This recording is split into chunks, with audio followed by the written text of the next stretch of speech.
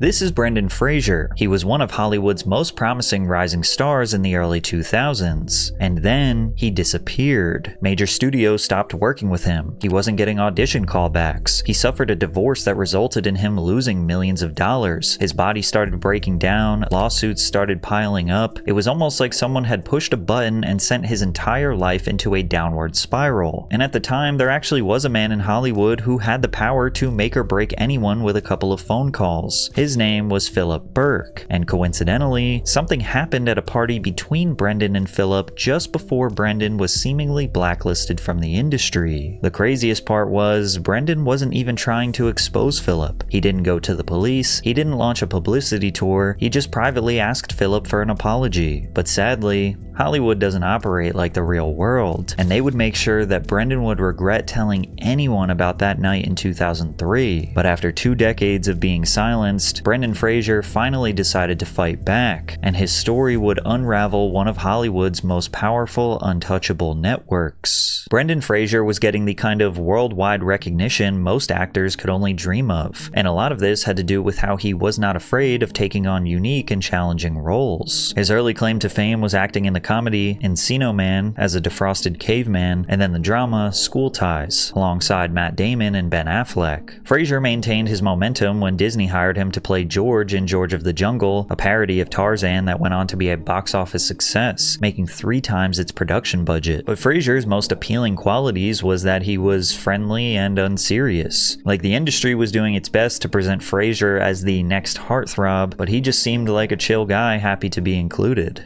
How much physical training did you do for this? Years and months, weeks. And then there was the bicycle pump before each take. I would just pump it all up. They call it cut. But that's a trade secret. So don't tell anyone. Fraser was refreshing, not a self-absorbed, overly dramatic star like most other 90s actors. But that didn't mean he wasn't taking his acting skills seriously. And that was on full display in his most iconic role in The Mummy, an action movie where Fraser played treasure hunter and adventurer Rick O'Connell. For Fraser, this was his most demanding role yet. Development for The Mummy took years, exchanging several directors and screenplay revisions. And when actors were sent into the Sahara Desert, they endured long periods of isolation and massive sandstorms that would stall production. It also led to him nearly losing his life. Before its official release, Fraser went on David Letterman to promote the movie. He talked about the demanding nature of the role, but turned it into a silly joke. In North Africa, in the Sahara Desert, where Lawrence of Arabia was shot, sandstorms would kick up, and they would always cause us to have to stop work early, and sometimes the sand would just get everywhere, actually. Which reminds me. Where did you get that sand?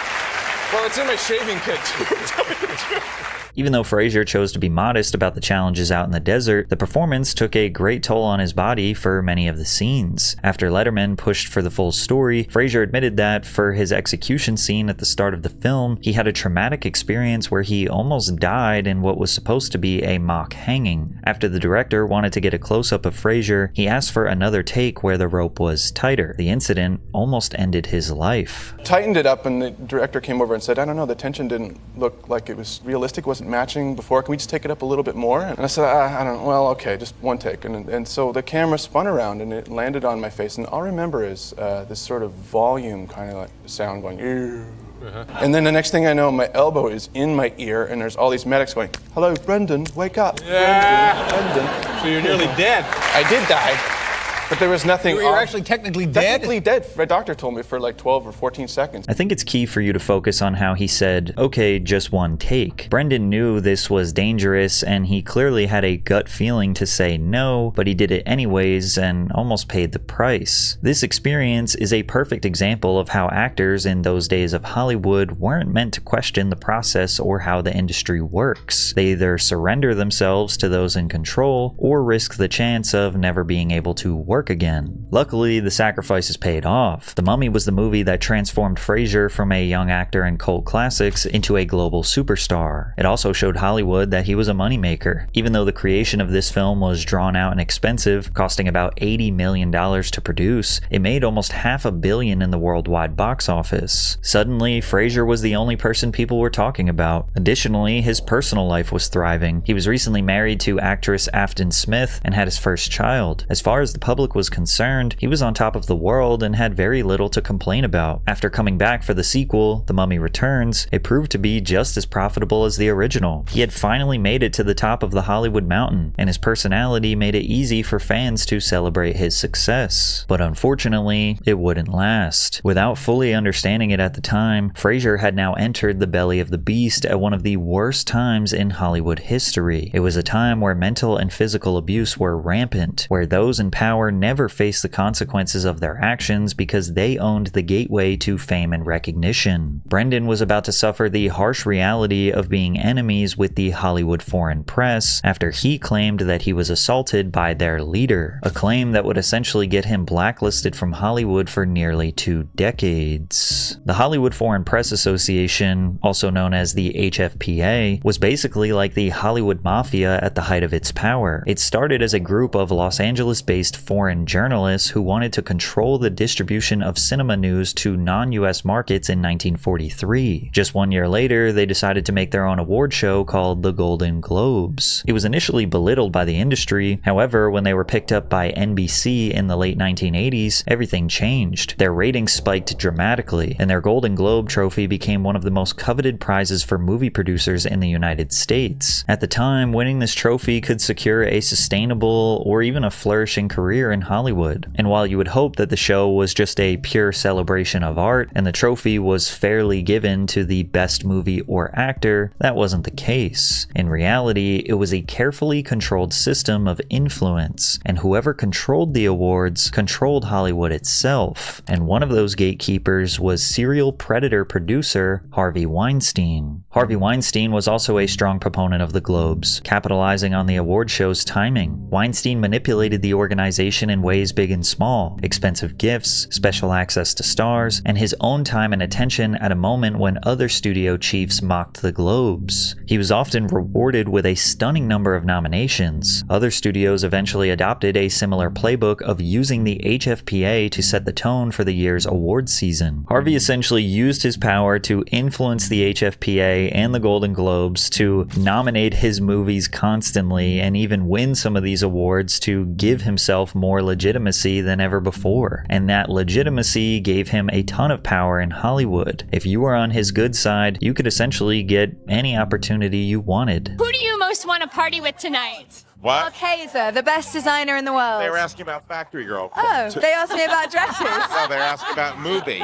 Who are you wearing tonight, Harvey? I'm wearing Factory Girl, a new brand. Yeah, Factory me Girl's too. coming out February 2nd in theaters everywhere. It's my new brand, Factory Girl tie, Factory Girl suit, Factory Factory girl accessory. I'm a Exactly. handbag, a purse, a man purse. And who do you most want to party with tonight? Hey? Who do you most want to party with? Harvey Weinstein. In the words of movie star Scarlett Johansson, the HFPA is an organization that was legitimized by the likes of Harvey Weinstein to amass momentum for Academy recognition, and the industry followed suit. Now you have to remember that anyone outside of the Hollywood bubble didn't really know about the power that the HFPA had. Even if the average person cared to find out about who they were, they probably just thought it was a small group of people who vote on the Golden Globes winners, and they probably assumed that they did it fairly. The HFPA used secrecy to their advantage, and they basically started paying people for their silence. According to the New York Times, everyone got a cut. Publicists got paid to steer clients down the pre-show red carpet. Awards strategists began charging studios for advice on how to manipulate the Globe's voters. An HFPA consultant can receive a $45,000 fee for his or her work, a $20,000 bonus if the film earns a Best Picture nomination, and $30,000 if the film wins. Fees flowed to an army of stylists, limo drivers, spray tanners, banquet servers, and red carpet layers, as well as the trade magazines and newspapers that benefited from the additional advertising revenue. This is literally the mafia. The HFPA controls everything from global news coverage about Hollywood to the laborers that are spray tanning and rolling out the red carpet. The HFPA was the Hollywood machine, and one of the key members of that association that made this possible was Philip Burke. He had been a member of the HFPA for 33 years and off and on president for 8 terms. He also tended to stay out of the limelight, with most of his appearances being brief and strange, like when he compared the film The Social Network to Orson Welles' Citizen Kane. It's a bizarre comparison considering that Citizen Kane is noted as one of the greatest films of all time. The reason it's a great film, it's an example of absolutely masterful filmmaking. I compare it to Citizen Kane in some respect. The thing that makes it unique is that it's not just a great piece of filmmaking, but it's easily the most entertaining movie I sat through last year. Honestly, after hearing him speak, it's not hard to wonder if Burke ever watched a movie in his entire life. But that didn't matter, because he was the head of the HFPA, which was now a massive Hollywood institution, and unfortunately, anyone who stepped out of line or refused to follow the extremely strict rules was in danger. And in order to truly understand how detrimental and scary it was for Brendan Fraser to be feuding with Philip Burke, we have to first dive into the mysterious firing of HFPA journalist Nick Douglas, who sadly ended up dead after breaking a couple of the HFPA's ridiculous rules. Nick Douglas was a journalist for Big Buzz magazine. He was also a member of the HFPA, but he was suspended in 2004 after having sold a photograph of himself and Tom Selleck to a tabloid newspaper for $50 and then lying about it. Now, this is important because the HFPA has a strict rules policy against Nick's actions. Movie stars take pictures with each individual member of the association at their press conferences. Members may not sell the photos to the tabloids, largely because of the objections of the stars. Some speculate the reason why Nick sold the photo was because he was an aspiring actor himself. So I guess he thought this photo might make him seem like him and Tom Selleck had some sort of working relationship. Now,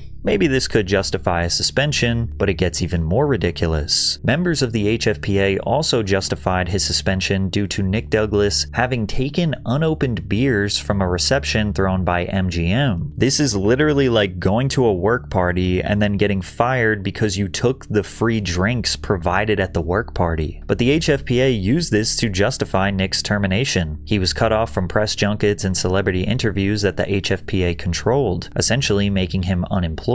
The severity of the situation took a sad turn when Nick Douglas was found dead on his own volition in 2005, 4 days before the next Golden Globe nominations were announced in Beverly Hills. Mr. O'Kane was Douglas's editor-in-chief and was asked for a comment, and he didn't hold back, arguing that the association was directly responsible. They basically took a livelihood away from a guy who was out there trying to earn a living. It led completely, directly to what ended up happening to Nick. When Philip Burke was asked about the incident and its ties to Douglas's suspension, the response was cold and short, with Burke saying, "We've had many people suspended for actions we deemed harmful to the Hollywood foreign press. We're trying to protect our image. Certainly, none ended up in suicide. If Nick did take his life, which seems apparent, I don't think you can say there's a casual relationship between the two." Burke's response to the death of another human being, one that represented his association, had about as much compassion as you'd give to the loss of a classroom hamster. To them, losing a member wasn't a tragedy. They felt indifferent. It also begged the question, if an HFPA journalist could be punished so severely for a $50 photo and cheap beer, what kept Philip Burke and his inner circle from doing the same to up-and-coming stars? If someone managed to threaten his seemingly unlimited power, what was to stop someone like Burke from making sure that an actor wouldn't be able to work in Hollywood ever again? While we didn't know it at the time, it looks like that was the very reason rising star Brendan Fraser went from being one of the industry's most promising actors to basically disappearing for 2 decades. It all started when Brendan Fraser claimed he was assaulted by Philip Burke in 2003 at the Beverly Hills Hotel. After a luncheon, Fraser left the venue and saw Burke. He reached out to shake his hand, only to essentially get molested the second they made contact. His left hand reaches around, grabs my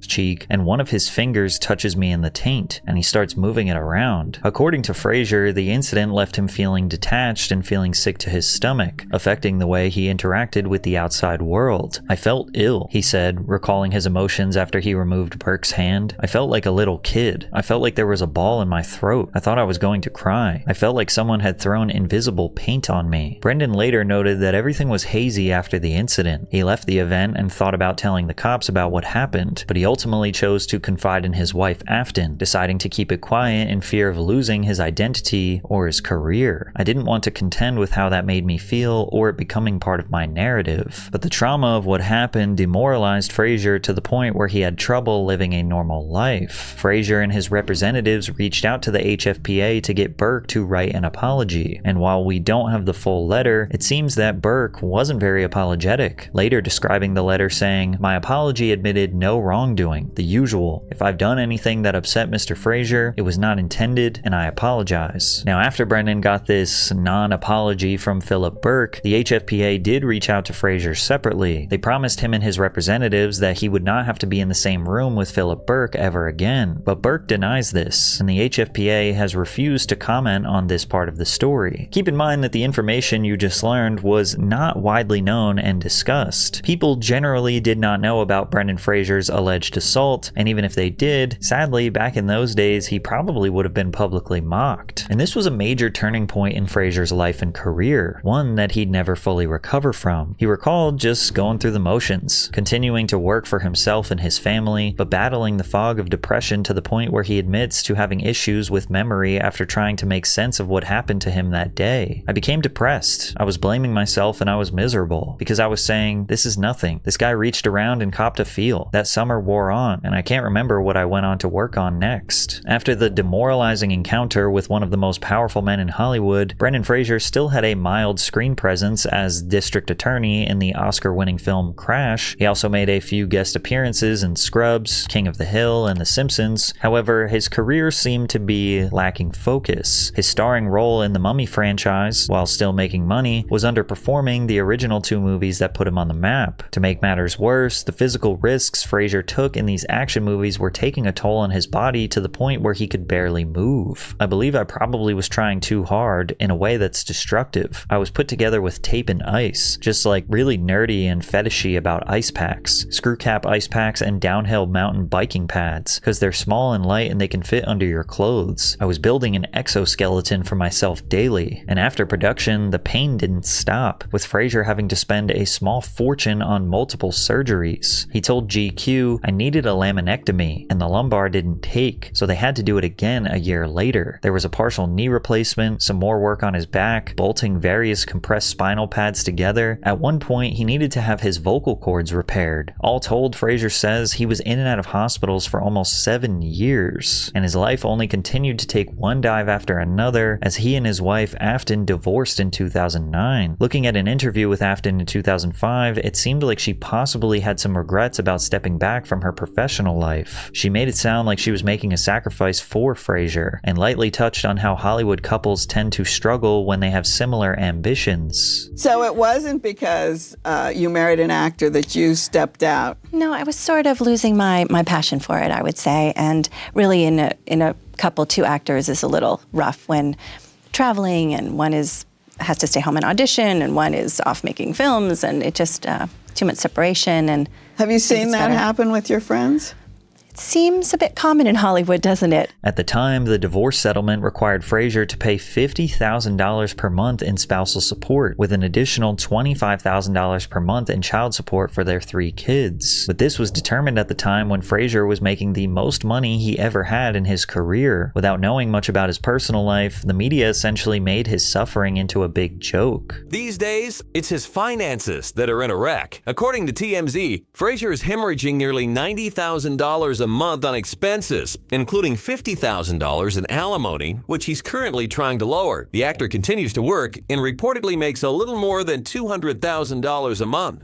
But still, his agents take more than half, and his general fees are costing more than he earns. Also, he's apparently paying $5,000 on mortgage, $25,000 on child support, $34,000 on income tax, and thousands in various other expenses. Luckily, Fraser won't need to call his mummy for money because he's reportedly worth about $25 million.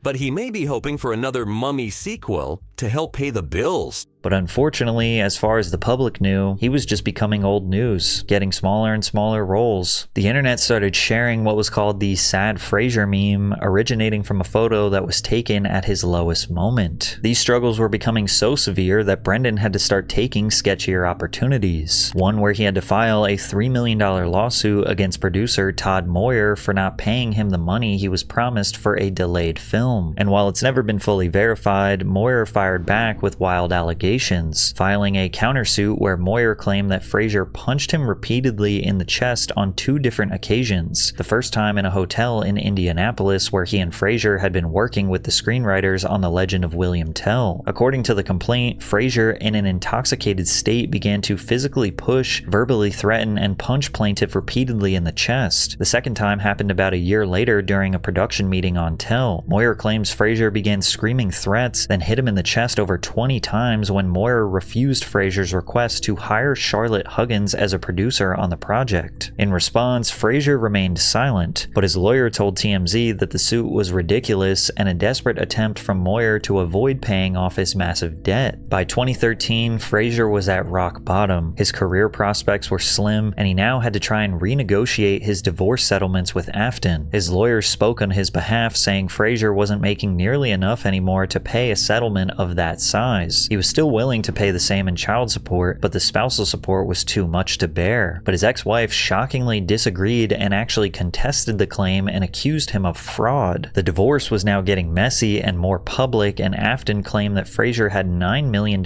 in film contracts that he hid from her at the time of their divorce. Fraser also cited medical issues he was facing as another reason why he had difficulty paying this level of spousal support, as he suffered a back injury after attempting to clear a tree that fell on his property during Hurricane Sandy. Ultimately, he wasn't charged with fraud, but he didn't win the suit either, so his ex-wife got paid. For over a decade, Brendan Fraser did everything he could to keep his personal life private, all while he was struggling with a level of mental, physical, and financial distress that most of us could not possibly imagine. Year after year, he became more and more of a recluse, with only occasional photos popping up where he looked tired and strained from everything falling apart around him. However, Brendan Fraser was about to fight back. After Philip Burke decided to write a memoir where he finally detailed what happened on that night with him and Fraser, along with the rise of the Me Too movement, Brendan was about to go toe-to-toe with the Hollywood machine. People were about to hear the whole story and finally understand that Brendan Fraser likely didn't lose his career because of poor decisions, but rather because those in power did everything they could to make him disappear. By 2015, the HFPA and their weaponization of the Golden Globes was no longer an industry secret. Rumors of bribery and extortion were rampant, and one of the things that brought public attention to this was how underperforming films were somehow competing for Best Picture, like Cher and Christina Aguilera's musical Burlesque, or Angelina Jolie and Johnny Depp's The Tourist, which suspiciously received 3 nods in 2010. Both movies made it to the Golden Globes as masterpieces, even though they were bashed by both critics and audiences as total flops. And this caused a lot of investigative journalists to question what exactly was happening behind the scenes. One of the most damning quotes allegedly proved how the Golden Globes is a hotbed for sexual and financial exploitation. Writers with the New York Times said that they managed to get in contact with an HFPA insider who said, "Sometimes actors will even flirt with members, whatever it takes to integrate themselves. Even though everyone in the industry knows that the awards lack any real credibility, they still generate huge publicity for their movies, and it's a lot easier to curry favor with a few dozen HFPA members than it is to suck up to the Academy." In case there's any confusion at this point as to who the HFPA are and what they do, they're essentially just a group of about 100 journalists who report on and talk about what's going on in Hollywood throughout the year. But then when the Golden Globes comes around, they vote on the nominees as well as the winners. But the industry secret was that basically whoever bribed these people, whoever schmoozed them, wined them, dined them, actors hang out with them, making them feel special because they're just journalists and, ooh, they get to hang out with Tom Cruise today. That makes them feel special and interesting, and in turn they will,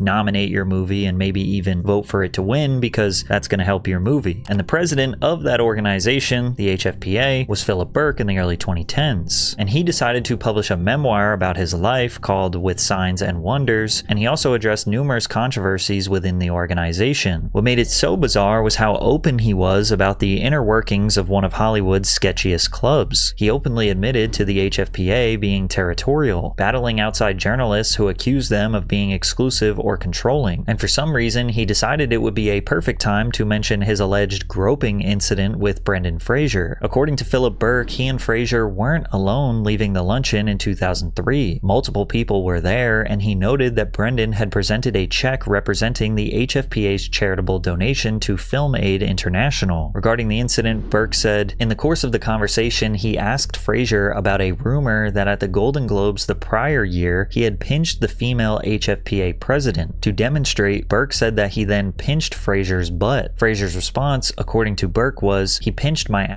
or he touched my bod.'" It's kind of funny because this story doesn't really help Burke the way he thinks it helps him. He basically says that they're at this luncheon, they're chit-chatting, and then they talk about how Philip was accused of assaulting the previous HFPA president at the Golden Globes the year prior. And he's like, "Nah, I didn't assault her. Look, I just pinched her butt." And he does it to Fraser. So he essentially is like, "Oh, this is not assault. Here, look, I'll show you." And then he kind of assaults someone again to prove his point. But the thing is, this was written in Philip Burke's memoir, and I just can't imagine that, in the early 2010s, people were dying to read the life story about the HFPA president. Like, I'm sure most people didn't see this or they didn't care. Now, this was reported. There are articles that talk about it, but it's not like this was breaking news. This had happened 10, 12 years ago at that point, so I think most people just probably didn't care. Brendan Fraser, on the other hand, likely got word about what was written in this memoir, and it probably f***ed him up a little bit, because at that time, he had become a bit of a ghost. People were surprised to see Brendan in a sudden, uncomfortable appearance. Like, you can see his visible discomfort in this interview about the Showtime series The Affair. For most fans, this wasn't the Brendan Fraser they remembered, pouring sand out of his shoes on David Letterman or walking the red carpet after the box office success of The Mummy. He had sloped shoulders, a vacant stare. He had also been on the verge of tears, with his voice continuing to break as he tried to come up with the right things to say. It's a winning cast, an ensemble.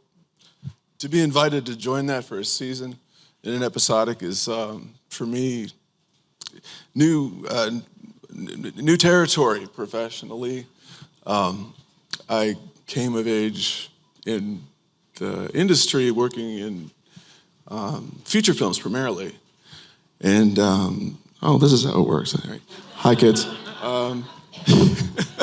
Maybe one day I'll have a future in broadcasting too. The only moment when he seemed to come alive was when he discovered a fan in the audience. It was almost like he had forgotten he had fans. Oh, wow. Okay. She's got the Ankh. Is that tattooed on your arm? Yeah. Is that for reals? Yeah. Get out of here. Yeah. Freak. Wow. Wow. Dead serious. So okay, I'm just going to go sit over here. All right. I miss you, Brendan. I love this man dearly. So very humble and genuine. He's so broken inside. It's palpable in this interview. I just so desperately want to give him a hug. The truth is, Brendan was broken, both mentally and physically. But something was changing in Hollywood in a way that would soon tear down and destroy guys like Philip Burke. People were about to become deeply aware that these people could get away with anything they wanted for decades. They could silence you if you didn't sit down, shut up, and behave. For Fraser, it was an opportunity to break that silence and expose Hollywood for what it really was. The year 2018 was the absolute peak of what is known as the Me Too movement. People started coming out with stories of sexual exploitation and abuse in Hollywood. The most notable was the initial allegations and arrest of Harvey Weinstein, who was notorious in the industry for abusing aspiring artists. And as we said before, Harvey Weinstein was deeply involved with the HFPA, and many people credit him with legitimizing that entire organization.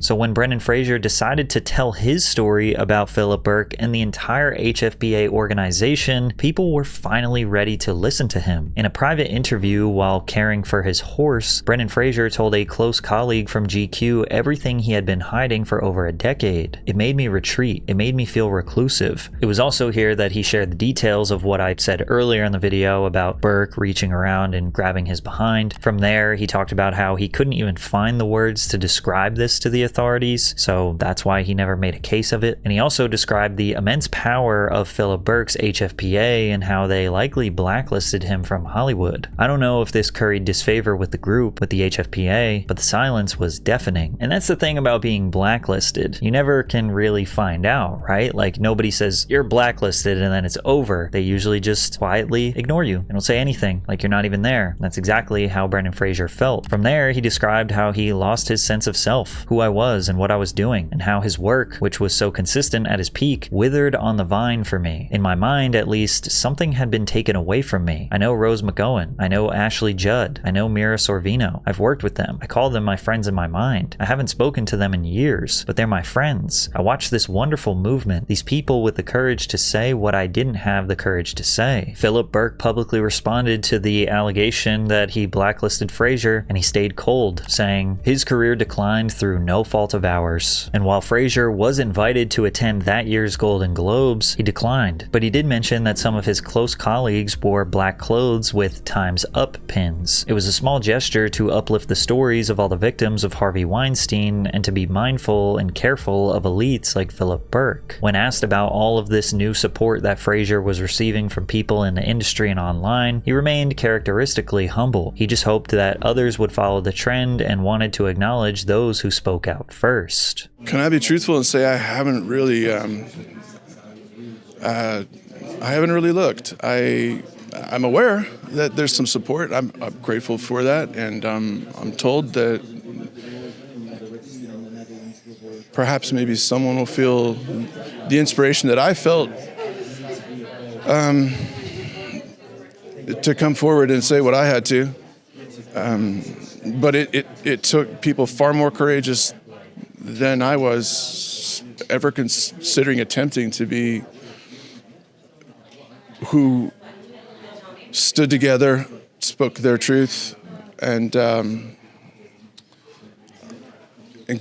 inspired me to do the same. Brendan went from playing a hero in movies to being a real-life hero. What a guy. Shortly after fans rallied in unanimous support for Brendan Fraser, he secured many more movies and TV roles. Fans started calling this the Brenaissance in honor of his sacrifice and comeback. It started as a voice actor for Robot Man on DC Universe's Titans, but he ended up tugging at fans' heartstrings in a film called The Whale. It was unlike any other role Fraser had played before. He wasn't the charismatic adventurer or hero. He was playing a person whose life was falling apart. In 2022, people were startled to see that Brendan Fraser chose The Whale as his major comeback movie. While this isn't a movie about his real life, The Whale seemed to connect with Fraser on a personal level. There were a lot of themes in the film that he had been grappling with in his real life for over a decade. The plot revolved around a severely obese English teacher who had been suffering with his identity. The character was so ashamed of the way he looked now from years of trauma that he refused to show his face publicly. Estranged from his family, the whale's mental and physical health began to deteriorate rapidly, and this led to him spending his final days making amends to people he felt he had failed and trying to embrace the person he is within the mess. To Fraser, it was a proper metaphor for his life and the dialogue-heavy and demanding role that he said he had wanted days after losing his mom. He really connected to the physical and emotional strength required to recover and move on. And after nearly 2 decades of essentially being blacklisted and misunderstood, Brendan Fraser finally got the recognition so many felt he deserved, receiving a standing ovation that left him in tears.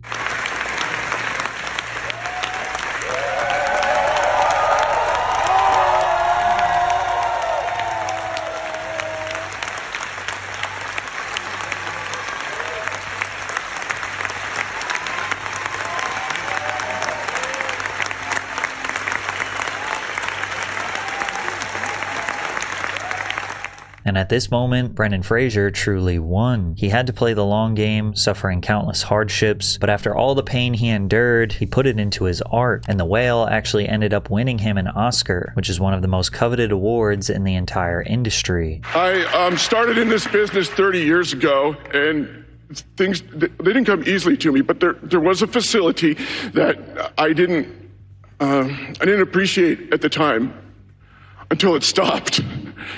And it's been like I've been on a diving expedition on the bottom of the ocean, and the air on the line to the surface is on a launch being watched over by some people in my life, like my sons, Holden and Leland and Griffin.